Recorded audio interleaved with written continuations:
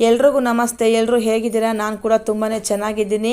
ನಾನು ನಿಮ್ಮ ಪೂರ್ಣಿಮಾ ವೆಂಕಟೇಶ್. ನನ್ನ ಯೂಟ್ಯೂಬ್ ಚಾನಲ್ಗೆ ಎಲ್ರಿಗೂ ಸ್ವಾಗತ. ನಾನು ಎರಡನೇ ಬಾರಿ ರಾಯರ ಹತ್ರ ಹೂಪ್ರಸಾದ ಕೇಳಿದ್ದೆ. ತುಮಕೂರಿಂದ ಶಾಲಿನಿ ಅನ್ನೋರು ರಾಯರ ಹತ್ರ ನಮಗೆ ಹೂಪ್ರಸಾದ ಕೇಳಿ ನಾವು ರಾಯರ ಭಕ್ತರು ಅಂತ ಹೇಳಿತ್ತು ಶಾಲಿನಿ.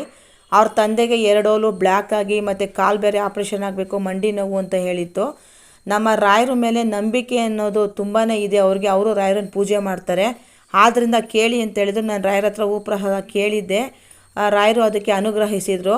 ಈಗ ಅವರು ಜಯದೇವ ಹಾಸ್ಪಿಟ್ಲಿಗೆ ಅಡ್ಮಿಟ್ ಮಾಡಿ 2 ಓಲು ಬ್ಲ್ಯಾಕ್ ಆಗಿತ್ತು ಅಂತ ಹೇಳಿದ್ರು. ಹಾರ್ಟ್ ಸರ್ಜರಿ ಮಾಡಿಸಿ ಅದು ಆಪ್ರೇಷನ್ ಆಗಿ ಕಾಲು ಎಲ್ಲ ಆಪ್ರೇಷನ್ ಆಗಿ ಈಗ ಸುಧಾರಿಸ್ಕೊಂಡು ನೋಡಿ ನಮ್ಮ ರಾಯರು ಯಾವ ರೀತಿ ಹೂಪ್ರಸಾದ ಕೊಟ್ಟು ಅನುಗ್ರಹಿಸಿದ್ರು ಅಂತ ನೋಡಿ. ಈಗ ಅವರು ಆಪ್ರೇಷನ್ ಆಗಿ ಊರಿಗೆ ಹೋಗಿ ಸುಧಾರಿಸ್ಕೊಂಡು ಯಾವ ರೀತಿ ಅವರೇ ವಾಕ್ ಮಾಡ್ತಾ ಇದ್ದಾರೆ. ಹೂಪ್ರಸಾದ ಕೇಳಿ ಅನ್ನೋದಲ್ಲ, ರಾಯರ ಮೇಲೆ ನಂಬಿಕೆ ಇಡಬೇಕು. ನಂಬಿಕೆ ಇಟ್ಟು ನಮ್ಮ ರಾಯರು ಎಲ್ರಿಗೂ ಅನುಗ್ರಹಿಸ್ತಾರೆ. ನಮ್ಮ ರಾಯರ ಮೇಲೆ ನಂಬಿಕೆ ಇಟ್ಟವ್ರಿಗೆ ಯಾರಿಗೂ